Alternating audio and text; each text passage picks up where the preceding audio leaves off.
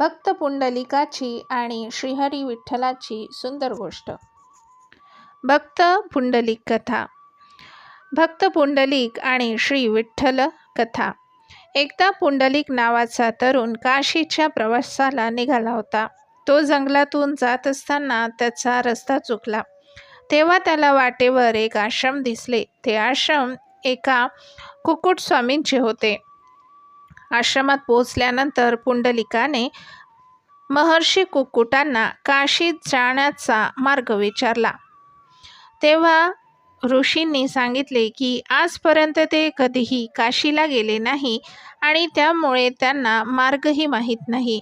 हे ऐकून पुंडलिकाने ऋषींची खिल्ली उडवत म्हणाला, तुम्ही कसले ऋषी आहात जे स्वतःला ऋषी समजतात आणि एकदाही काशीलाही गेलेले नाही?